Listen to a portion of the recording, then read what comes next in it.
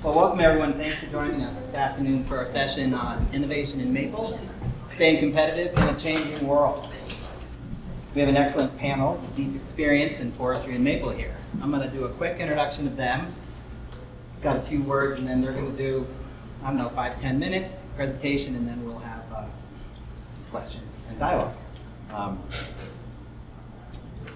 Mark Isselhart is maple specialist with UVM Extension, working at Procter Maple Research for many years. He works directly with producers, improving sap collection and syrup quality through research-based innovation. Allison Hope is the executive director of the Vermont Maple Sugar Makers Association. In this role, Allison has a front row seat to the opportunities and the pressures facing maple producers. Tony D'Amato is professor and director of forestry at UVM's Rubenstein School. His work focuses on long-term forest health, biodiversity, and how management practices intersect with ecological outcomes and economic viability. Ryan Kilborn is a consultant forester with Meadows End Forestry, a firm that works across Vermont and New Hampshire. Ryan graduated from UVM in 2025 and has been working in forestry ever since. Ryan brings working forest he brings a practical perspective on how sugaring fits into the real-world management of working forests. My name is Chris Linder. I manage the Forest Business Program at UVM and work closely with forest-based enterprises, consulting, advising, and business planning. Maple businesses are a major part of the work that I do. Over the past decade, I've also been involved in economic research at UVM, with efforts focused on economic viability, sustainable management, and recently, innovation potential in sugar bush ecosystems.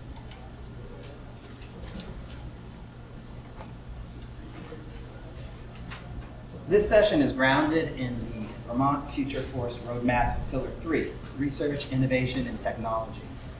Here, the maple industry is highlighted as a sector with both historical significance and forward-looking potential. Action 16 of the roadmap ask us to leverage the success of the maple industry. So that's why we're here today. The roadmap encourages us to foster closer collaboration and synergy between maple producers and other forest products enterprises by creating cross-sector synergies and helping share lessons learned. Today we'll discuss how Vermont's maple sector has flourished since an industry low of about 50 years ago and where we can go next. Despite this growth, there's still room to grow. Estimates suggest that 10 to 15% of our forests' habitable trees are currently being tapped. Interest in establishing new sugar bushes and revitalizing old ones remains very high. Behind this interest lies a rich heritage and a seasonal magic that captivates both producers and consumers. The state's home to about 3,000 maple producers and probably about as many opinions on how best to run the sugar operation. But a common thread is a commitment to innovation, forest stewardship, and the maple community. This session is also a chance to reflect more broadly. The roadmap asks us to think about how maple success can serve as a model for other forest sectors.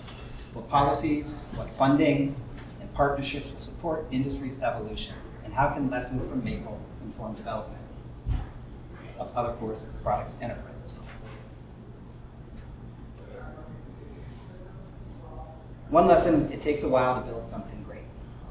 We can't credit the publication of a silviculture guide for developing the sugar bush with all the industry success that followed, but certainly it encouraged people in the industry. Noticeable about the guide is about how much of the guidance is outdated and wrong. This is an important point. The past 50 years have seen significant industry changes, and the industry continually embraces research-based guidance supporting innovation and adopts new techniques and technologies. Producers I work with say they read and watch all that Procter has to offer, and it directly informs their practice. Producers also continue to innovate on advancing the industry in thousands of sugar bushes across the state. Allison recently wrote in the SMA newsletter, maple doesn't fit conveniently into forestry or agriculture and is not fully embraced by either one. So we get to build connections that don't yet exist. This speaks to the history of the maple industry and it points a way forward for maple and for the forest products industry more broadly. Questions for the future, where do we go? How much sap can realistically be harvested from a single tap? According to Mark, we're far from reaching the biological upper limit. How do we increase yields? What field work and research are needed to get there? What new practices or technologies will lead the next wave of improvements in sap gathering, forest management, and business models?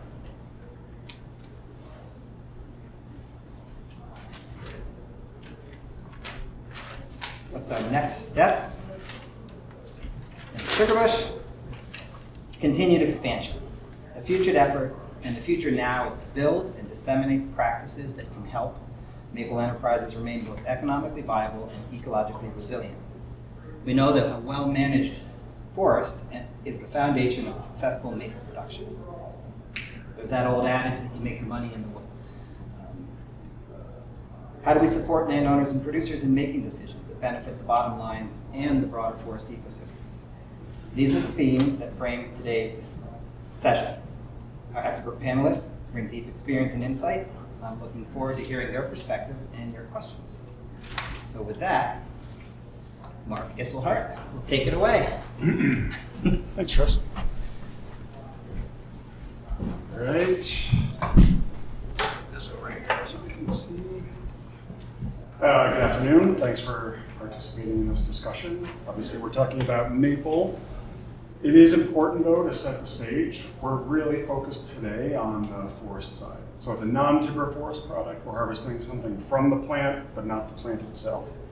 And as Chris alluded to, the management guidelines that are out there focus on one particular period of time when sap was harvested. There was certainly tubing being used when those silvicultural guidelines were developed, but it was still, I would say, an evolving technology. A lot of their recommendations were really rooted in gravity sap collection, when you had to go to every tree every day that sap ran and physically empty that sap to bring it to a collection point. That's very different than when you have a tubing system that moves that sap from the tree to some other central collection point. So there's every reason to believe the management, how you would approach cultivating a healthy sugar bush and regenerating that over time would look different.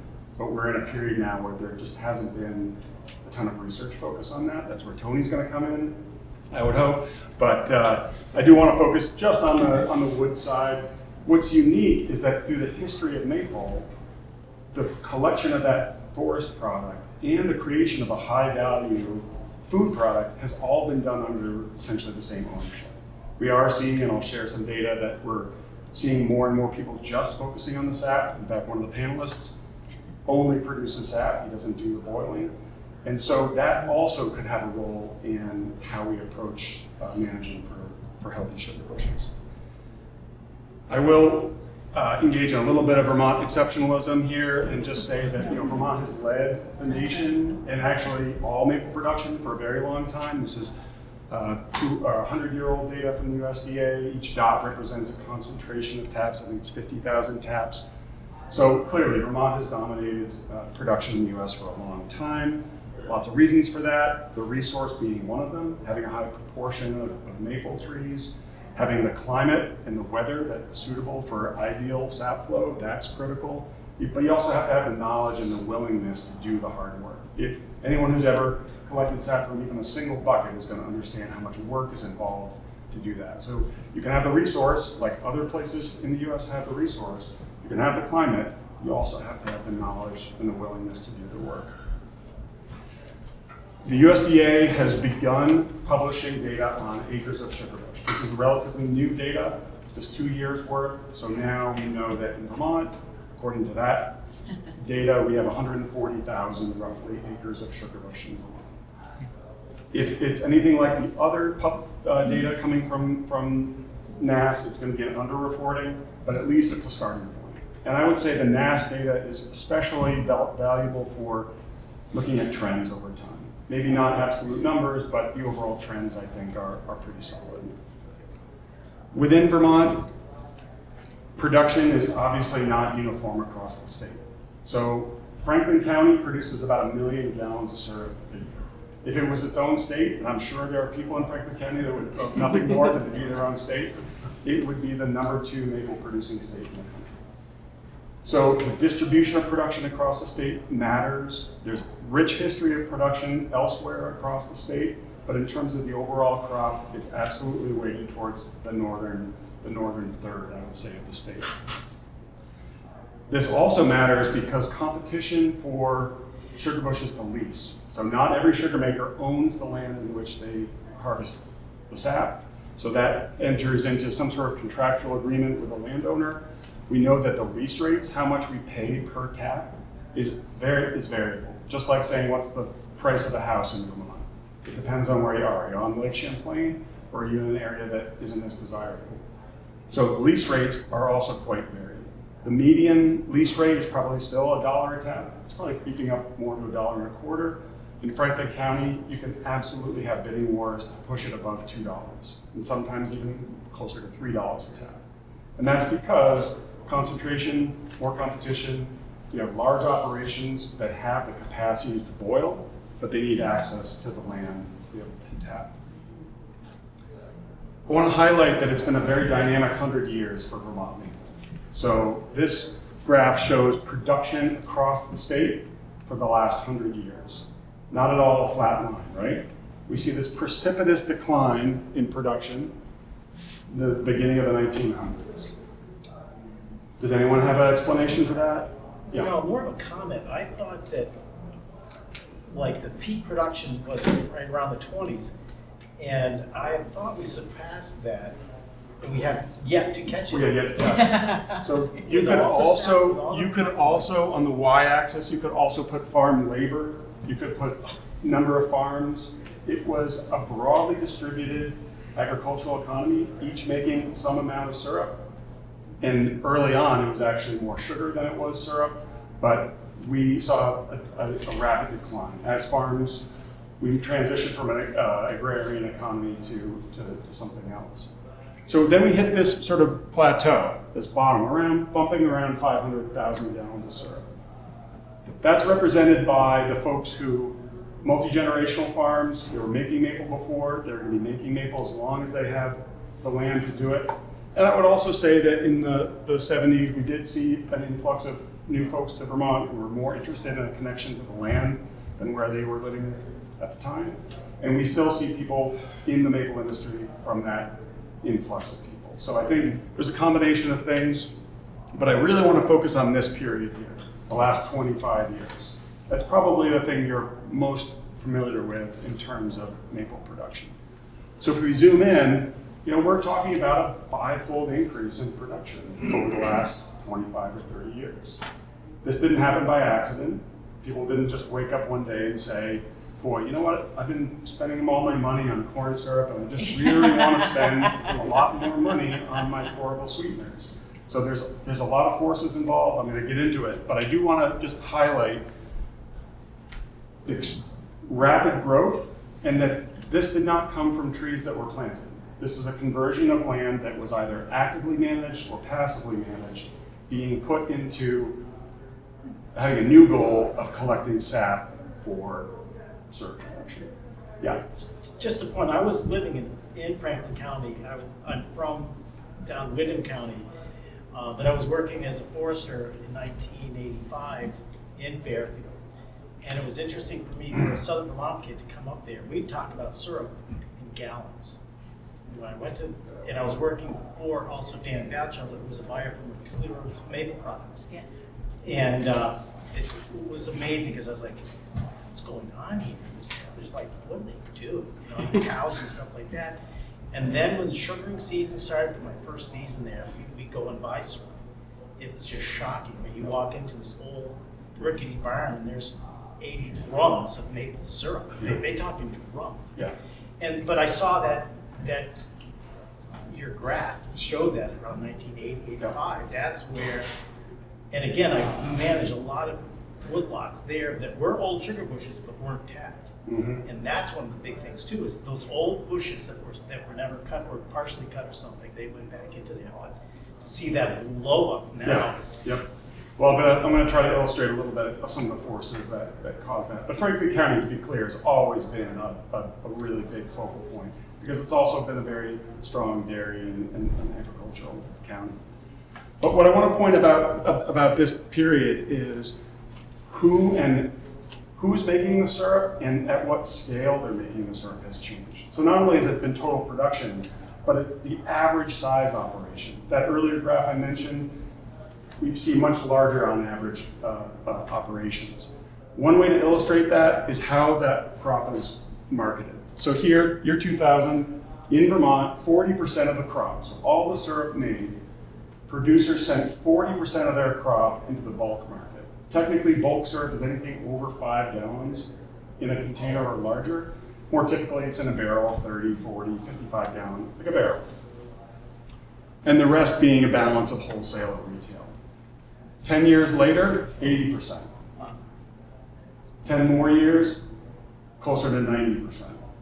So the growth has really been in that form of producers who might do a little direct marketing to consumers, but vast majority of it is going in a barrel and then being sold to another business we commonly call packers. Those are the folks who buy syrup from many farms, blend it, and then sell it on the market internationally. So this growth has been largely stimulated by producers who are selling in the bulk market. The other thing I want to point out is this is some work that Mark Cannella did, a colleague at UVM Extension. When you look at who's making the crop, 80% of the crop is made by producers of 5,000 taps or more.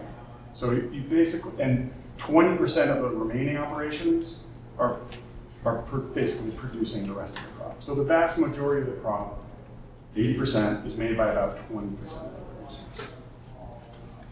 And that's a relationship we see in other agricultural products too, that 80-20. It is a phenomenon. The other thing, we've seen growth in selling sap, like I mentioned.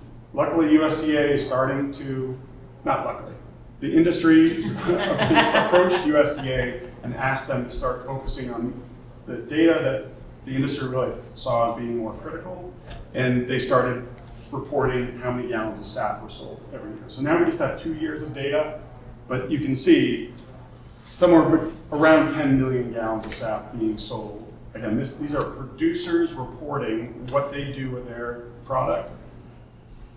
70% of all the sap being sold in the US is that transaction is happening with Vermont producers. Yeah, Chris. Is that raw or they run it through an RO first? It doesn't define it, but it's basically a producer gets a survey and says, how do you market your crop? And selling the sap is one of those options. Yep. Yeah, Mike. Just curious, Mark, about the going back to slide or two about the packers. Yeah.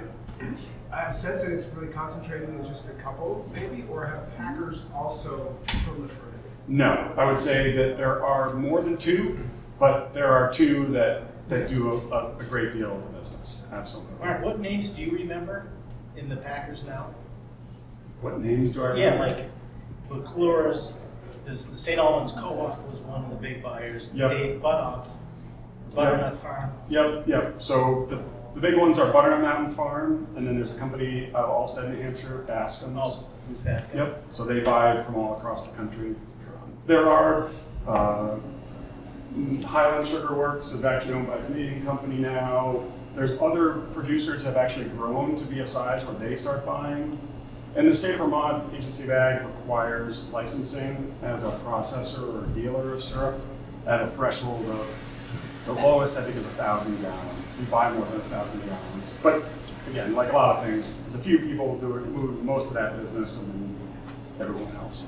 Sorry, I gotta keep rolling here. Sure. Any syrup to Quebec, or are they more interested in selling? I mean, technically there's a little bit of syrup going north, but there'd be a clever analogy about a river and a drop, but I can't do it on that. But it's 60% of the Quebec crop comes to the US. And yes, technically some syrup goes across the border, but if maple had come up earlier today in the tariff discussion, the reciprocal tariff of Canadians putting on Vermont maple syrup would not have inflicted much pain. I'll put it that way. Yeah. Okay, let me keep rolling here real quick. The other thing that we've seen change is the yield. How much syrup per tap has changed dramatically. So we're seeing about a 65% increase in the average yield. Now, averages are problematic, right? That's all the numbers added up and divided. So you're going to have some really high flyers, you're going to have some folks who aren't. But the trend is absolutely positive. Can you also see another thing that's unique about this graph? It mirrors. Besides the fact that Vermont exceeds the US average? But it mirrors it.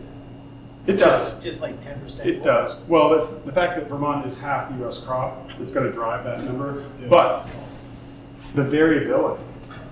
So this is a time when people are really investing in vacuum pumps that are intentionally designed for high vacuum, constant use, replacing tubing, all those best practices that promote good yields. That's going to send it up. But despite that, you still have years where weather trumps it all.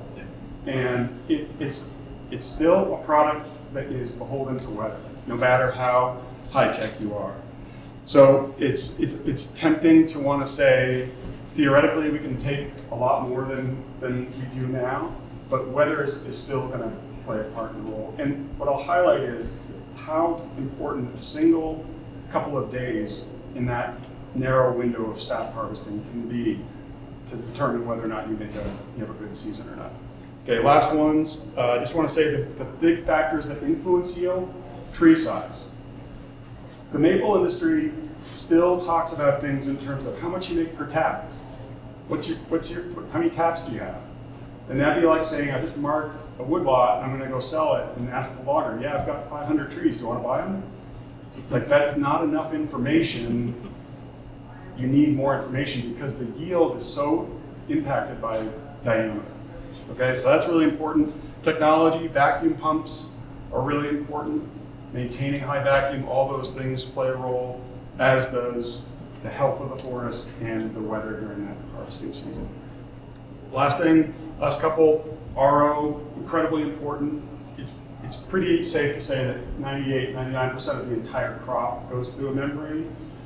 That's not to say 99% of all the producers use RO, but that, again, that big crop, that 3 million gallons of syrup you make every year, almost all of it is going through a membrane. That's allowed to reduce costs, fuel costs, emissions, and reduce the amount of labor and allow larger operations to exist.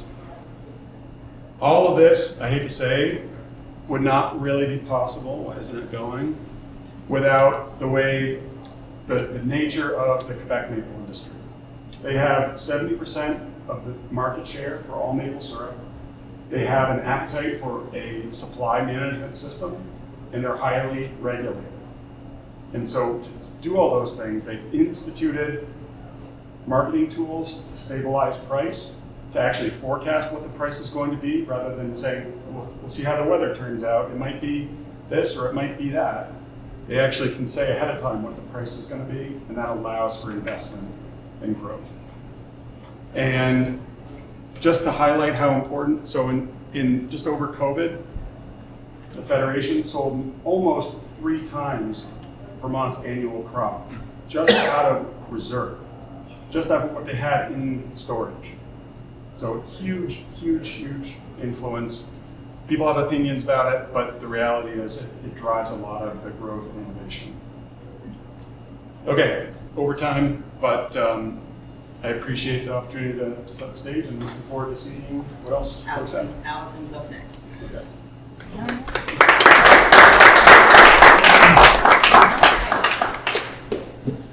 Built on that history, I think, is a conversation I had with Christine about association work and working together and talking about how forest products works and disparate associations, disparate goals. Maple used to be in the very same situation. So before my time, Maple was 3 boards, and perhaps before that it was more. But a long time ago, it was a Maple Promotions Board, an Industry Council, and a Producers Association. And there were people who had seats at all of those tables, but couldn't necessarily agree on goals, sometimes had overlapping work, and I'm sure sometimes, in reading the notes, like to vilify each other or pretend that the other didn't really understand the heart of the industry or know what was going on. And I like to think that an association with a paid executive director and paid staff, lean budget, lots of work getting done, can actually bring all those disparate groups together. When the association did that and created the Vermont Maple Sugar Makers Association 15 years ago, they got their first paid executive director and started working much more collaboratively. I think that helps in a lot of different ways in terms of the kinds of buckets that we work in. So a lot of words on the page. I know it's a little hokey, but really it does kind of line up. So we are serving both consumers, and by serving consumers, we are serving producers. We are also serving producers at the same time. I look at it as a continuous feedback loop in terms of the kind of work we do. So we're hearing from Mark, we're hearing from Tony, we're hearing from researchers, we're hearing from forestry, agency of ag, and we're continually putting that in and figuring out who's the audience for this, how do we need to share it, what's happening with best practices. In terms of marketing, you probably know Maple Open House Weekend. I don't know if the timber industry has anything like that. Do sawmills have anything like that? I'd love to go see how some beet group gets made, frankly. But we try to facilitate extra interactions between consumers and producers and set up easy ways to do that, and then we're responsible for the marketing. You get to tell your own story, but I want to give you a platform on which to do that. We have a maple passport called the Maple Meander, where you can meander around the state of Vermont, get your passport stamp. We're responsible for that as well. And coming up in September, the association has been in the Vermont building. Did you all know, as Vermonters, you own a building in the state of Massachusetts? You know that, because I ask you about our commission every year. So you all own we collectively, like a co-op, we own a building in the state of Massachusetts called the Vermont Building that sits on the Eastern States Exposition grounds. And the Sugar Makers Association has had a booth in that building since the dinosaurs, like really since the building has been built. It's a huge booth, and the goal there is not to highlight any one producer, but again, it's to create connections between producers and consumers in a way that's fruitful. We get to take on that work as the behind-the-scenes operative to help make those connections. And then we send them to the website where they can find exactly what they're looking for. When it comes to advocacy, we're at the State House talking about sugaring, not just any one producer, but trying to span that breadth, whether it's the 80% Mark's talking about or the 20% Mark's talking about. We're talking to, you probably saw Ryan McLaren here. We're talking to Ryan from Welch's office. We're talking to folks from Sanders' office and Dr. Valen's office. We're nonstop trying to figure out what's going to get the industry to the next level, what's coming up, what's happening with tariffs, which I'm sure we all know way more. I know way more about tariffs than I ever wanted to, and would be happy to just let that go. When we talk about best practices, or we talk about the Farm Bill, or we talk about USDA funding or frozen funding, we need to understand what's happening there. And then we collectively belong to an international association that is on both sides of the border. So we talk to the Canadians, we rely on the Canadians, as Mark talked about, and we talk to them very regularly. And we talk to folks in Wisconsin, and we talk to people in New Jersey and all of the other maple producing states to make sure that we at least understand where we all stand on these issues. So collectively we can write letters to Secretary Rollins, or we can have some talking points for our own Senate delegation or our state delegation. We work on partnerships, which is exactly what we're doing here, trying to sit at more forestry tables than we have before. We have regular calls with the Agency of Agriculture, and we pull in partners like Mark Isahart, Mark Canella, Dr. Rademacher from Proctor. We talk to Forest Parks and Rec quarterly. We partner on grant agreements. We're working with NOFA on a transition to organic partnership program. If there's a table where it feels appropriate for Maple to be at, we get to be there. And that means that our producers don't have to be there. They don't have to worry about it. They can be out in the woods tapping their trees, making new drop lines, working on their forest management plan, be open for agritourism year-round, make maple creamies, whatever it is that they want to do on farm or off farm. they have space to do that because we can stand in the background and make sure that we're creating a platform that's going to make their jobs easier and more efficient. Chris said that sugar makers are curious, they're adapting to new technology. A lot of them are. It's a broad tent.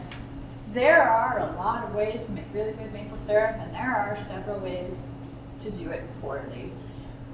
I see our membership and our entire producer group on a continuum of holding to the legacy model of how to make syrup all the way to adopting the newest technology, looking to NRCS and USDA and Efficiency Vermont and Working Lands to get grants. And everybody is somewhere on that continuum and moving slowly over towards best practices and science-based. And so part of our job is to honor where we came from and also to point people the direction of efficiency, food safety, best practices, and research-based information.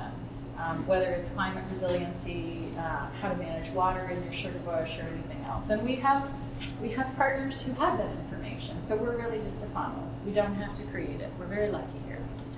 And then education is that last piece where we really are sharing all of this information on a regular basis, especially when people are ready to hear it. So you might not be ready to hear about our food safety program that's funded through a federal earmark. But you didn't have to go out and get it.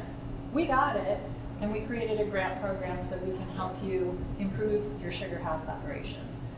And we want to talk to you about it. And when you're ready to talk, we have an easy way to talk to you about it. We have conferences and webinars on a regular basis. We issue a newsletter 3 or 4 times a year. And so we just try to be a consistent clearinghouse of information that is fueled by best practices and research and the needs of producers. And also we put a little consumer information in there as well. What we're really honing in on now, and I know that Procter and UVM Extension are also doing some of this, is quality and food safety. So when Mark talks about 5-fold growth, it's 465% in the last 20 years. That's insane. And you don't know it, right? Like you might say it in this room, you don't know it because it's hidden, it's in the woods, people don't see it. I don't know about you all, but like I geek out on the NASS data. The crop report came out last week. I love that stuff. I'm not sure that the general public is going to know anything about that. And in that 20-year span, people have been adopting reverse osmosis vacuum systems and flow sensors. Food safety regulations aren't super sexy, but they're out there as well. Changes in weather patterns, all of these things are happening. And we have to remember, unlike perhaps other forest products, we're making a food product. And the galvanized equipment of yore, the wooden spoons of yore, the dirt floors, the walls that aren't washable, they're not the direction we necessarily want you to head anymore. We are a rising tide lifts all boats in this industry, but we are also a group where we're iconic. People don't necessarily know individual producers the further away you get from the state. And so one problem child, one problem producer or group of problem producers who have an issue with food safety or quality can cause problems for the entire industry in a way that's a little unnerving. And so it really is up to the entire group to make sure that we're doing things the right way and we're headed in the right direction on that continuum of heritage to extreme best practices. What I worry about and what my question is for the future is that UVM Extension and Procter show us that we've been able to mitigate some of the effects of climate change, whether it's the season starting earlier, shrinking a little bit, with all this technology. When I talk to equipment manufacturers, I don't hear stories of more fantastical technology coming down the pipeline. Like, what is the next vacuum system? What is, besides taking what we already have and tweaking it a little bit, what is that next system? And if it's not out there, what are those next innovations to mitigate what we've already seen over the last 100 years? What are the next 100 years going to look like? And who is going to work as a collective to innovate so that we can continue to head in the right direction and continue to grow? My little like Disney picture is, I think of the legacy as the roots that sort of hold us up and got us started and where we are. I think of advocacy and education as the tree trunk that keeps us really sturdy and keeps us growing and keeps nutrition flowing. I think of the marketing as the leaves, as they change color, consumers like them, it's pretty, it's shiny, it's the migratory birds that are in your biodiverse forests. And the partnerships are the branches that spread us out and make a larger canopy so that we are working together in that forest to keep it healthy.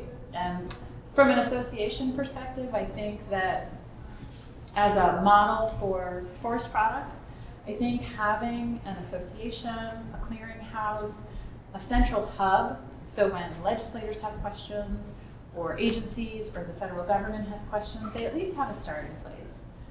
When consumers have questions, I think of us as the 211 of Maple. So people will call with crazy questions. Allison, I have this recipe for date cookies. Calling from wherever in the world. I have this recipe for date cookies. It calls for processed sugar. I really want to use maple syrup. How do I do that? And I was like, all right, well, let's just walk through this. I'm in the car, taking this call on my way to vacation. She called back 3 times. And that's okay, because she's ready to talk about maple. I'm ready to take her phone call on behalf of Vermont's producers and talk about maple syrup. If we got a lot of calls from the media this year, you want to talk about tariffs? I want to talk to you about how that's going to affect producers, and then I want to introduce you to a producer so they can tell their own story. I have to be careful who I introduce them to with tariffs, but on any other topic, it's easy. So we just try to be a throughput and keep us headed in a direction that we can agree is going to keep us healthy and active and strong. So, which is why we like to work with all these folks. On to Tony next. One question. Consumer audience. Yeah. And as an alternative to processed sugar, is there any work being done on like marketing and messaging and positioning as to the health benefits of maple syrup, similar to the Got Milk campaign? Yeah. And the reason I asked too is because I was working with Track Family Yeah. on the expanded manufacturing tax exemption. They actually volunteered this to me, and it blew me away. So what they do is they provide their guests that are cross-country skiing Yeah. and who are diabetic Yeah. with maple syrup, because it has a very low freezing point, Yeah. and it can save their lives. Vermont is one of the only states, I think, that actually has a law that allows ambulances to carry the single shot packs of maple syrup for hypoglycemia instead of like that nasty goo that they would normally give you. So we are definitely different in that way. Like all other industries, we have 100-year conversations. Collective marketing is a 100-year conversation. And it is one that has come up again in the last 5 years. And we're working with the International Maple Syrup Institute, which is our cross-border trade association. There are a lot of options. One is market order. And in the US, that gets weird for maple syrup because there's a difference between organic and non-organic. And a large portion of the crop, at least in Vermont, is organic because that's what the bulk market is looking for. So that's in question. Also, Vermont is very individualistic. Producers are very much the same way. And so getting them to collectively understand what could be the benefits of collective marketing has been a hard sell. We've been riding the coattails of Canada for a long time. Canada spends $12 million, $10 million marketing pure maple syrup in the US. And we can't supply the US domestically with our domestic product.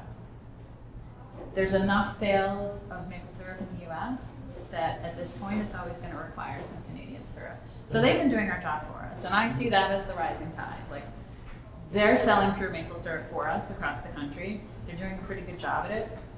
So it's that compelling reason for change, and we're trying to find that. So I think what we're probably going to end up doing is some sort of collective pilot study with the Quebec Federation to look at how we can work together, throw some money into that pot, and market in a way that works for our producers in the U.S. It's a tough nut to crack. It's a 100-year conversation, but I'm hoping it won't last for another 100 years. Could be the blood that binds. Yeah, USDA ACER program has funding, and New York State partnered with their Agency of Agriculture and did some consumer profiles and some marketing profiles.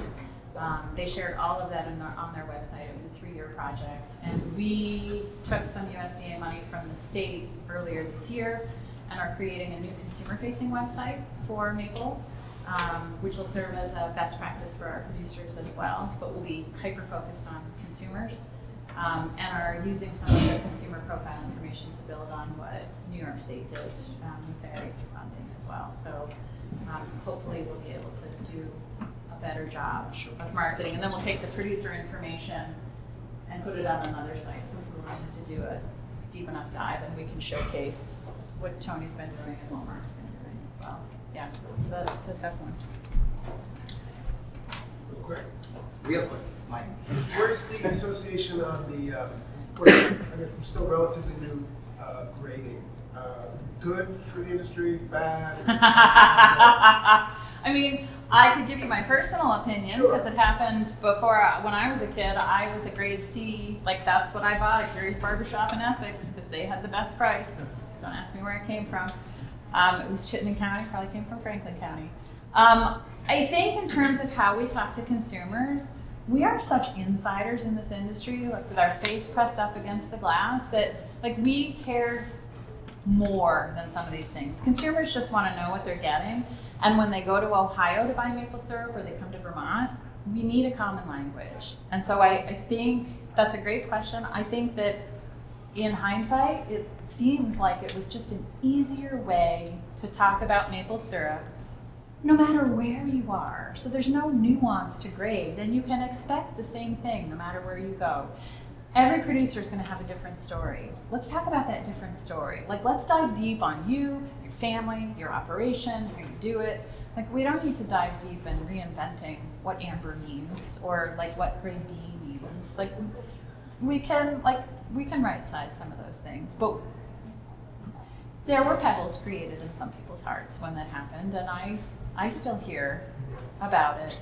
So there's a little rock there, and I'm trying to like jackhammer the rock so we can have conversations about other things. I didn't mean to hurt you. Yeah, I mean, I don't know. I used to work for public transit. It's the If I same knew, thing, if right? I knew, you mean 12 years ago? Yeah. Thank you. Maple agriculture, like that's actually. That was it's yeah, it's like a blip. Yeah, it's like one production cycle. Yeah. Thank you. Yeah, no, it's a good question because I think it brought us forward a bit. I do. Well, I'm going to bring us backwards, I guess. Yeah. And so, yeah, I guess my role in this panel is to talk a little bit about what's happening in the woods as it relates to maple. And to Mark's earlier introduction, if I'd given this talk 50 years ago, it was maple as a piece of Vermont's working farmlands. Because really we were focused in on farm woodlots and really weren't thinking about sugaring over large acreages that one might say is intersecting with where timber production might occur. And so there's been, I think, this tension and certainly some discomfort over how do we think about maple across the wider landscape. And I think also, looking at Mark's trends, a lot's changed. It's a forest-based product. We expect a lot from forests now, not just maple, not just saw timber, but we want birds, we want resilience, we want carbon, we want all those other things. And so how do we ensure that the maple we're producing in this awesome industry is kind of meeting what we're looking for? So I'm going to dive into just the state of maple today in terms of what's happening in the woods, and then thankfully we have Ryan here to talk about how they're balancing that out there in the forest and actually doing the real work. So just a few slides to get us to Ryan, but just to give you a sense, when we think about like the intersection between maple production and then what we might view as like managing forests for other products, a good way to look at that is potentially like how much maple is enrolled in the state's UVA program for forest use. And so 58% of all the sugar bushes in Vermont are enrolled as a forest parcel or property in the use value appraisal program, which means they're being held to a standard that applies to forested parcels that are being managed for forest products and are using guides like Mark mentioned that are really revolving around northern hardwood silviculture. I'm sure they're sustaining different practices, but might be different than what a sugar maker is looking at. Nevertheless, there's often, when Chris said we can go to 10 to 15, some folks in the room that don't want holes in saw logs might have cringed. But if we look at the total amount of the maple resource that could be tapped in Vermont, we're currently at 5% of that land use. And so it's still a very small amount. And again, per the theme of this panel, outpunches its weight amazingly. Think about the impact of that 5%, both globally, but also in Vermont's economy. And so a lot can be learned, but I also recognize that with that growth, we're going to see more and more of that punching into areas that weren't old farm woodlots that are going to be areas that have other uses. So how do we do that in a way that we view as sustainable? So what we've been doing is looking at those producers, as Mark mentioned, that really do produce the bulk of the maple. So I apologize if you have 300 tap or lower properties in your heart, but most of the work is really happening at 1,000 taps or more. And what we've been doing is actually looking at the management plans for those parcels, enrolled in the use value appraisal program that are sugaring, and then seeing kind of what are the conditions of those lands, kind of what's the management happening in those places, just so we can get a better feel for do the guidelines that were created 50 years ago still work, and are there some changes that need to happen both to maintain those values as well as just to get a feel for what has and what worked. And so I'm going to give a few just summary statistics, just the trends we see across these different production classes. Again, 1,000 taps might not seem like it's small, but Mark will tell you it's small, but it's still significant. Across 99 UVA plans that are enrolled in sugar bush management. So this is about 15% of all Vermont sugar bushes. I'll show you some information on. So first off, relative to traditional forest products, where certification is kind of a smaller segment of the broader sector of what we sell, the majority of sugar bushes are enrolled in some sort of certification, those larger classes. So of the sugar bushes we're looking at, so FMPs or forest management plans, and then those plans often apply to many sugar bush stands. More than half are enrolled in either organic only or bird-friendly maple plus organic. So we have high buy-in to certification. And there's certainly reason for that in terms of access to markets, et cetera. But as I'll show in a moment, it actually is working a bit in terms of influencing what's happening in these sugar bushes for practices. Like certification for forest products like timber, scale of operation matters. And so what we see on the left is just the number of producers that are certified based on their size. And so the larger producers tend to be certified more on average than smaller. And again, small being 1,000 to 5,000 taps. And really what that reflects is both the scale of operation, and really you can afford that, but also you want that preferential market access that being certified organic can provide. Steve Hagen, who's not in the room, so I don't feel as badly sharing this, but he's seen me share it to his face before. Bird-friendly maple in general has been kind of lower level of enrollment, and we have large producers, small producers. There hasn't been a trend yet in terms of what producers enroll. In general, it's been a smaller number of producers. So some of the concerns from the forest management side that often revolve around maple is that they don't cut maple or any trees, and they also, if they do, they're cutting everything but maple, so we're concerned about what that outcome might be. So on the left here, I have the average basal area, and I apologize, it's in metric, but you can see those that think in forestry, the A line, the B line, and even the magical S line from the old sugaring guide. Nobody's following that guidance by the size of the producer. And so on average, these are obviously well-stocked stand, but you can see those smaller sugar bushes are carrying a little bit heavier basal area.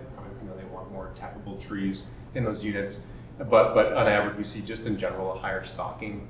The reason why some of these carbon really likes maple, right? There's a lot of stocking out there often in the stands. What I think is a positive story from maple in terms of certification, on the right we have bird-friendly maple, no certification or organic, and then this is just corresponding to the number of parcels that have that maple monoculture we're trying to avoid. What we generally see is that if you're enrolled either in bird-friendly or organic, you actually are maintaining a diverse sugar bush, so that they really are at least capturing those producers, whereas those that aren't certified are actually the ones that more often are falling into that more monoculture scenario we're trying to avoid. So at least speaks to certification working, doing what we're looking for. Now to maybe the negative for those that think about this competing possibly or not working well with our management guidance. Last thing I'll show before I flip over to Ryan, where we can solve the problems here. This is scheduled activities, right? So those of you that do management planning know you're writing kind of what's the next scheduled activities. And so what I've done here is broken this out about the sugar bushes that are older, the pre-2010 boom, and then the newer sugar bushes, right? And so the most common management activity in the future in either class is none. But what we did see is that a lot of the newer sugar bushes, the most recent thing they did was harvest. So they basically, before they enrolled in UVA, did their harvesting, then they're pulling the lines and don't have to worry about damaging the infrastructure. And so it's really pointing to that tension there. Invasive species control, obviously not an activity that's going to yield any volume. And then the activities that would yield volume, we're really talking about like firewood harvest, improvement cutting. And so when we often talk about maple competing with solid production, this really speaks to the idea that maybe they just should be in different places potentially, depending on how we're doing things. And likewise, none of these are going to create like gaps in the canopy that are going to get a new cohort. And so again, trying to think through, how do we harmonize some of the things that are important, like that tubing infrastructure, with what we want to see happening out there in the forest, which is, as Mark pointed out, a major need going forward. So from my perspective, and I think a lot of discussions, maple, again, there's been this tension as an agricultural product. It is a forest product. It's coming from the woods. This is a thing that provides a lot of benefits, including like one opportunity to actually say about a positive growth in forest industry in Vermont. And so it provides a lot for our rural communities. And these are also areas that are staying forest. And so if they're being managed with good practices, they're keeping many of those benefits on the landscape. But I think we really are just starting to figure out how do we develop guidelines that match sugar bushes versus like our expectation for sugar bushes from traditional timber management. Because I think right now, like it's just not matching up well. And so Ryan will talk a little bit about how they're trying to kind of still produce solid logs from where they're tapping, but also fit in things like bird-friendly maple. But really over the last several months, there's been a lot of discussion about like updating silvicultural guidelines in the state. Now is guidance on how to deal with tubing infrastructure. But it's currently not working well from what we're seeing in terms of the level of silvicultural activity happening. So a lot of opportunity to move forward and learn from Ryan and others and what they're doing. Really put the pressure on you, Ryan. So I'll end with that, and I can take a question, but I know we're pushing up against like the end. Yeah, let's so, let I can Ryan move to Ryan. talk, and then if we have some time, we'll take questions. Okay.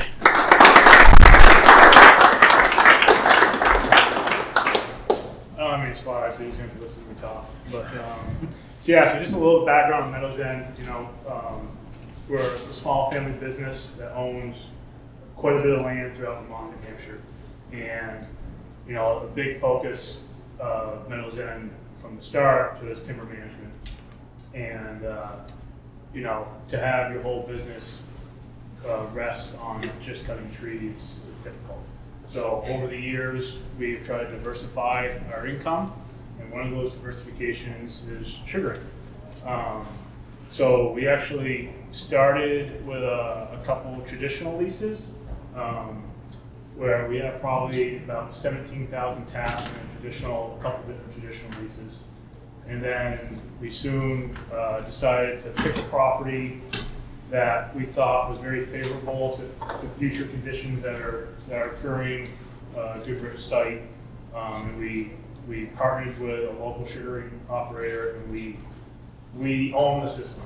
So we own all the equipment, we own the staff building, but our business partner basically manages the whole system. We hired him to install it, and so we have a great relationship.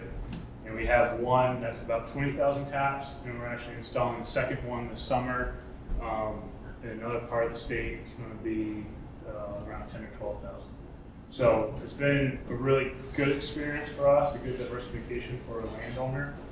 But like Tony said, from a history of managing timber, from a company perspective, like this is still ingrained in us.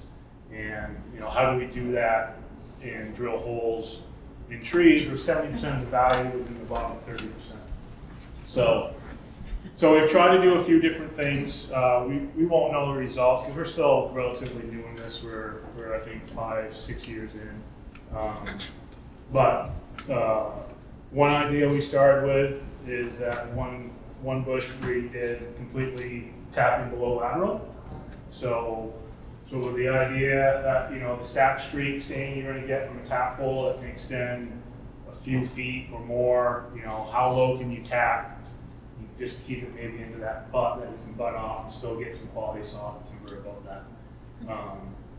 There's some mixed results with sap production doing that. I mean, nothing terrible, but we saw, the producer saw a little bit of a decline compared to other sugar bushes in the area in terms of sap production. So with another bush, we said, well, what if we just focus it on high quality trees? So what we did as we started replacing drop lines recently, we put a different colored drop line on some of the best quality trees. That way, because we got different people tapping different areas every year, so there's a clear way to communicate what we're trying to do. I think that has been more well received because it's not all the trees. You know, you might, depending on the bush, like on this property, it might be 10 to 20% of the trees might have a different color drop line that we're working with. That color indicates down below. Yeah. But we won't know until we actually get in there and do some harvesting in the future. We won't kind of know the results, but it's stuff we're trying. And then, the idea, we are certified organic and we're bird-friendly maple. And I think we fit really well into the bird-friendly maple part, especially because we were already managing for timber before that and diversity and wildlife habitat. So it was a really good blend already. And I think because we were managing for timber and had a long history of management is also why we're seeing really good production from our sugar bushes, because we have really healthy, good quality trees with good spacing, and we've been really happy with the results. So, but go back on the bird-friendly maple certification. For us, because we're selling sap, so we're not bottling syrup. We're not trying to market that and trying to sell to people that like birds. But we're coming from a little different angle. We have 13 different owners of the company that have various interest levels in inputs, but everyone in the company loved the maple project. They came to their tours. They got to see the sap house. We saw the RO working. We went and had sugar on donuts, and so everyone loved that. So got them involved, got them connected to the company and to the woods. And then bird-friendly maple is just another step to say, hey, this is what we're doing. These are the benefits that we're providing. Brag to your family about it, and it's been really well accepted.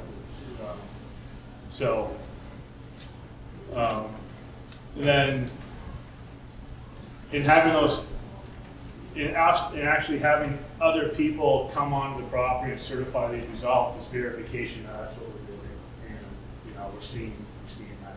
So it's been good. But as everything comes down to finances, right? We generate income, and I think at the end of the day, when we're competing for timber versus sugaring, a lot of it comes down to goals and objectives of the landowner. What's their financial position? Do they need income on a yearly basis? Do they just have a tradition in it? There's lots of examples of people buying a sugar bush and not continuing with it because they don't need the money, just like anything else. But for us, it's been a great way to generate income in the springtime. We don't have any volume going on. It's a great way to be diversified, and we still have plans to go in there and doing some improvement work all the time, continuing that bird-friendly maple aspect and the organic certification. But lot more to come in terms of trying to solve Tony's problem. But Tony's problem. but we have been working with some of the students. They've been coming out, and I think it's going to be a great option to see how some of that pans out over time. So. Did you do anything with the install so that you can physically access these areas later? Did you think ahead about that? At some point you got to replace the tubing. So it's probably, The main lines are always gonna stay in until 20, 30 years down the road, but as you take out those lateral lines, it's gonna provide a lot more flexibility of access. And yeah, you might have to adjust the equipment mix. You know, it might be more cable logging versus, you know, larger fellow bunchers and grapples trying to navigate. But we also do, yeah, I mean, a main objective when we install this is a lot of the main skid trails are left open. And if there was a major crossing, you know, we can put a coupler in, just connect that. So we might have to be creative on some of the secondary trails, but in terms of main access, we got really good main access. Beyond the 10 or 15% you said that's like below lateral tapping, no reserve trees that like you put a V on a veneer tree and those are off limits, and like big leases do that. You guys don't reserve any completely? We have, yeah. But you, like, most of your, what you've been tapped has been harvested recently-ish before you tapped it, though, or? Some of it has. The first bush where we actually owned was worked in like 10 years prior, and it was already in a good place. So definitely some high quality stems, but you know, we're trying to tap low. And you know, those veneer trees that are growing really well, big crowns, are pretty good sap producers. So trying to blend both worlds if we can. Do you do invasive plant control with herbicide and just buffer it? So fortunately, we don't have a big invasive plant issue within the sugar bush. Organic standards, they do allow you to use herbicides, but you're not supposed to tap within that general area for a few years. So we haven't had to deal with that yet.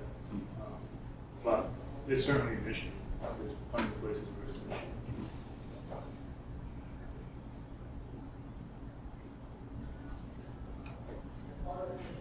issue. Did you have any stand or soil quality requirements for the areas that you decided to tap? Like, were you seeking out mediocre sites that didn't have high quality stems, or was it an access, strictly an access issue, and also, you know, red maple, sugar maple composition? Yep. No, these are pretty high quality sites. I mean, there's some variability in them, but they're dominated by maple.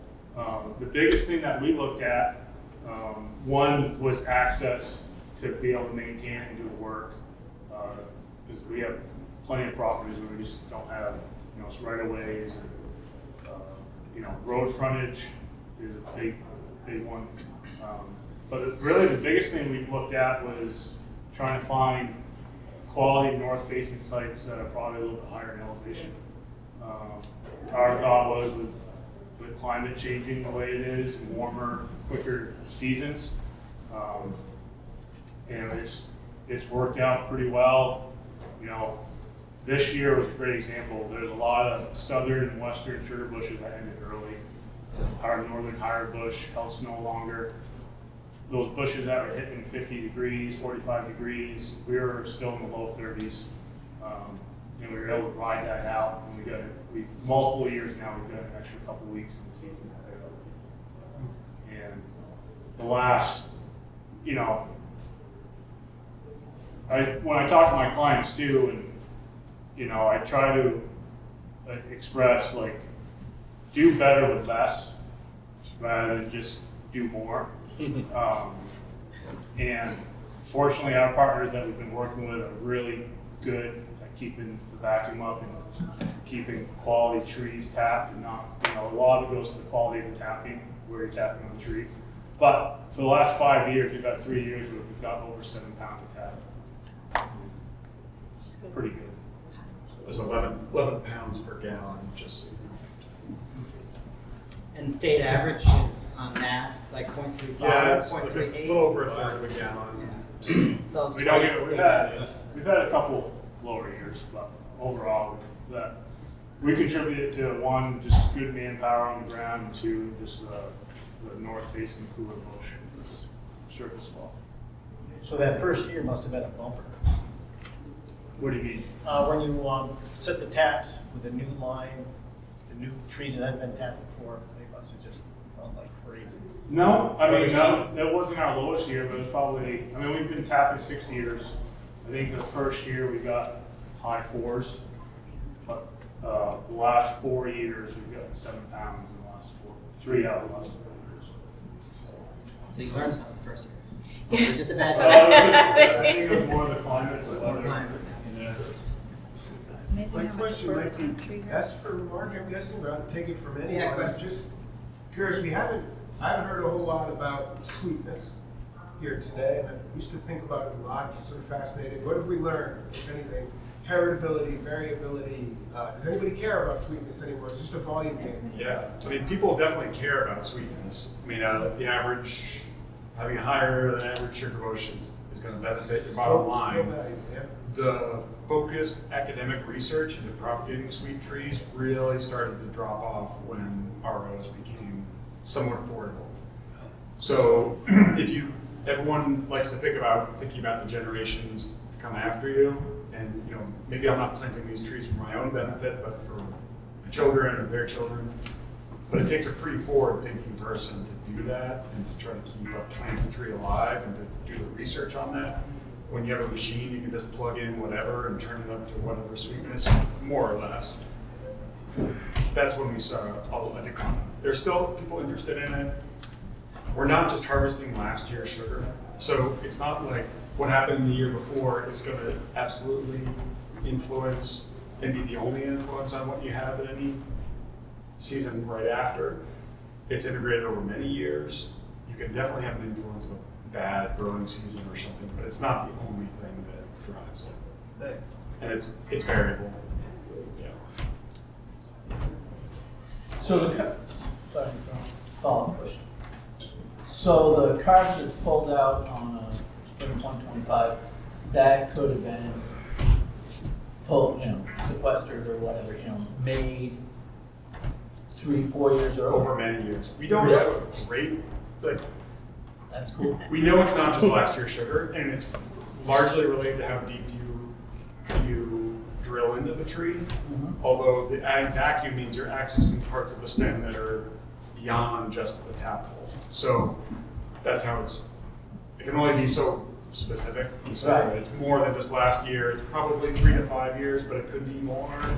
We need better information on that.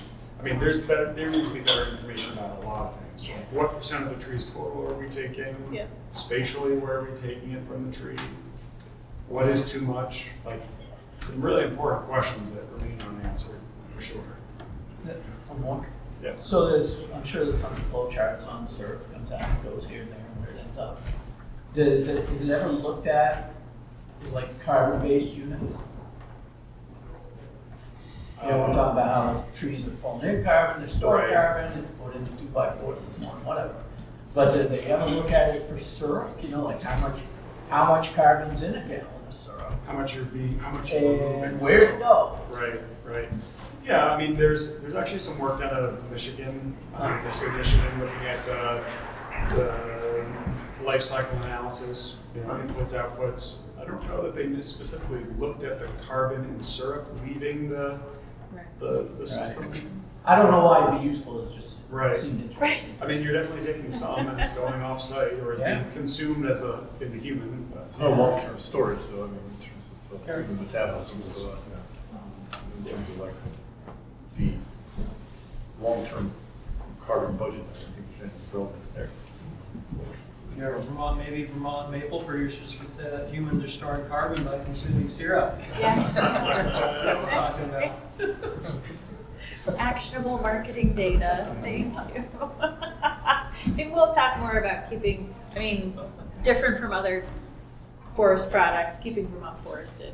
But we all, I think, sort of do that collectively. Just making sure we have healthy, biodiverse forests. And eating processed sugar certainly doesn't do that. So how about we transition to maple syrup? Yeah. To say nothing of the conversations we can have about supporting Vermont farms and Vermont forestry.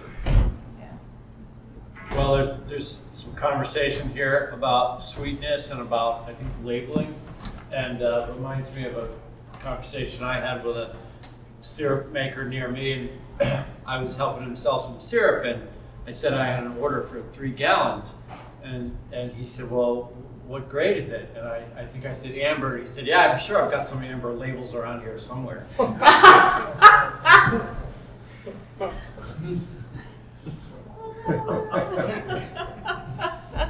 sure he knew it was amber. I'm sure the barrel was clearly marked. All fun. Maybe just, I'll throw one out here, just as a, not necessarily a conversation, although we could, but to your point about, Tony, about properties enrolled in UVA, the idea of funneling those tap trees through a lens of what's acceptable versus unacceptable growing stock, what is an ag for maple could potentially be quite different. An ideal tree that's growing and could be harvested as a saw log, yes, but we also don't really have a good sense of a model of what an ideal sugar tree. Obviously, the kid's cartoon of a big, huge crown and a tiny little stem makes sense in theory, but in reality, you're not going to have that in a modern sugar bush. So it's definitely something I think worth wrestling with going forward, like what is acceptable growing stock for maple versus what's unacceptable, and how does what has become the standard for forest products like a saw log, how does that relate to maple? So I don't think it's resolved. I just think it's sugar makers are asked to keep a certain ratio, or the ratio that they have if they're enrolled. But is that the best? Is that the best system? I'm curious if people have thoughts, Or it's not supposed to decline, I think. it's not, the ratio is not Right. supposed to change. Yeah, you're not supposed to end up with more Uggs. But if you were to have a bunch of poor form but otherwise relatively healthy trees, Right. never make a saw log.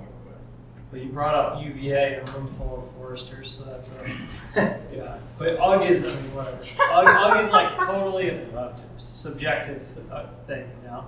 Like I think there's a specific definition for it in UVA, but Mike has the definition, and Dave and Ryan, you know, like we all might look at different trees and maybe call them slightly different things. Not to take us too far into the weeds, sorry. Well, we got a 5-minute warning, so we have another question or two.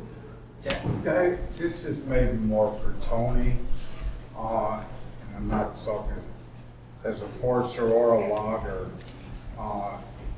What species mix, what kind of biodiversity would you like to see, or complexity would you like to see in an active sugar bush? Yeah, the irony is that first slide, I'm sure some were saying, cut all that conifer out, get off those lines, but, I mean, Well, they're dying anyway. It's unfortunate it never got published, but there was some work that came out of UVM looking at the value of mixed sugar bushes for reducing forest tank caterpillar outbreak. I think that was the It's like sugar maple specific. Yes. Or and so I think having any mix is better than some, but then if we look at supporting birds, and it's independent of mine, others biased to yellow birch, but it's a pretty unique tree in terms of it's just very easy for birds to forage on that and get access to prey, and so like pound for pound, like supports a lot of biodiversity relative to most. The challenge is Ryan, they put gaps into their sugar bush to get regeneration of species like that, but it's light demanding, so it does cut against the wanting to keep as many stems and also keeping your tubing infrastructure. So I'm getting into the weeds of like why you can't do things versus giving you an answer on what they should do. But I think, having a mix of species is critical. Even right now with beech leaf disease, we're thinking about a species that we thought was going to be a nuisance forever, and now we're like lamenting losing it from places. So I think we never know like, what's next, but so I can't give you like an ideal mix. It's more of a cop out. I think you just want a range of species out there, both economically. You never know what is going to become the next. Even some are excited about hemlock all of a sudden for mass timber production. So I think having that portfolio is critical. But in the sugar bush, I view it as a northern hardwood forest, which even included conifer in it occasionally. So really looking to have that mix of maple, beech, birch, ash if you can.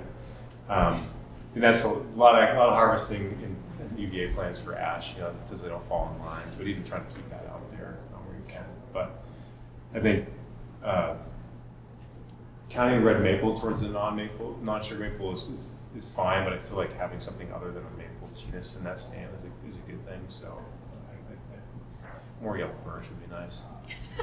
And Full I'd circle. like to present a question. Good question over here. Gregory Morey from Forestopia, we're an entity that focuses on non-timber forest products, market and development. So you mentioned yellow birch, so I'd like to maybe take a little turn of direction here and ask a question about that.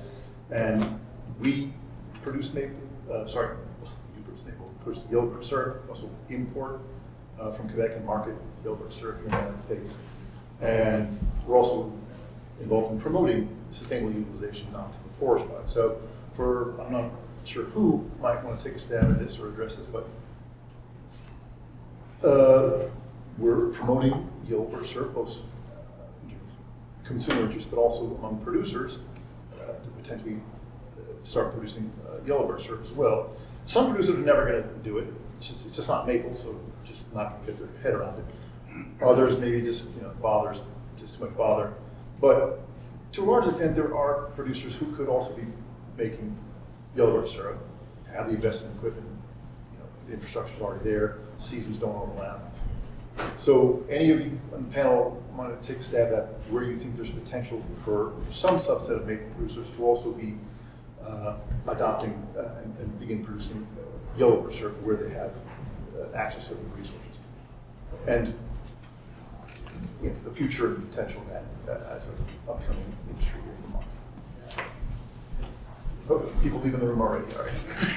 Yeah, when I think of it, there's a site, we have a lot of sites that grow maple well in other states, or even like parts of Vermont where it's more like a beech birch maple site where yellow birch is your best path. So the state of New Hampshire would love that.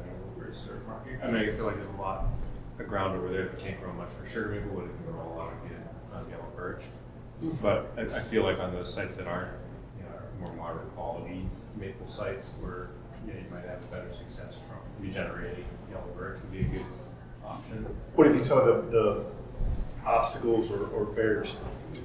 Is it just setting up new lines, or don't want to mess with my lines, or investing in that, or just it's a different animal that I'm not familiar with and don't know the market? It might be in terrain that's a different animal, or I think our largest producer actually intersects with some of that terrain. Yeah. I think that might be your question, because I think, again, the farm would love that they were kind of keeping the maple around in, and again, often good soils, might have a big yellow birch component, or white birch. There's other options you've got. Yeah. I would say that yes, you can use some of the same infrastructure, but what's right sized for your maple operation, it's unlikely you're going to have equal or even comparable amounts of birch tap, and so you're automatically going to be needing to compromise either your evaporator or your tubing system or what have you. So I think there's real barriers to having your existing system be adequate or too big. I think it's possible. I think it does take the right producer, though. They have to be willing to jump into a whole nother activity at the end of usually what's a pretty hard won season. So not to say that people are doing it. There's absolutely people doing it.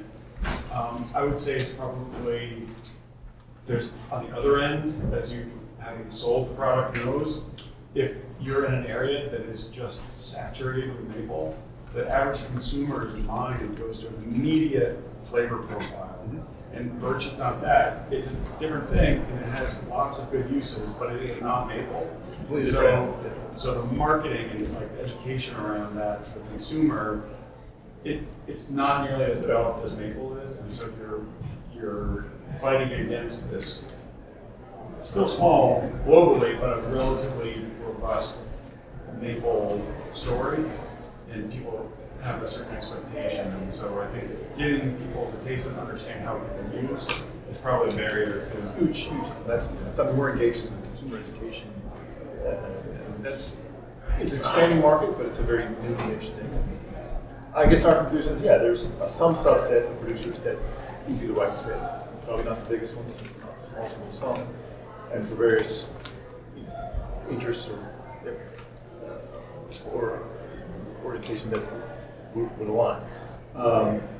So, you know, like any specialty crop, there's a whole spectrum of challenges and bottlenecks from production, harvesting, or in this case, it's not breeding and selection so much of the new varieties, but the whole production and processing and then the market. It's really the consumer education and market. But I don't know, I'm just interested to hear any thoughts on potential for market development here in Vermont and where there might be interest to different entities to actually promote and help evolve the development of the innovators market.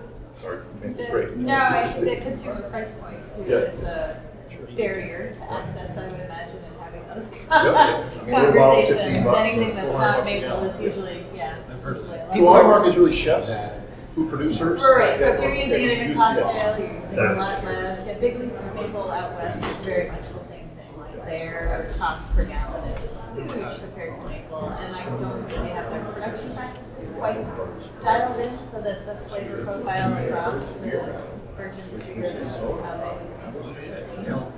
Made out of birch, black birch. Well, $200 I want to say thanks to everyone. I think people are coming All right. in here Thanks. soon. Good. Yeah, We can we carry on the Conversation. conversation.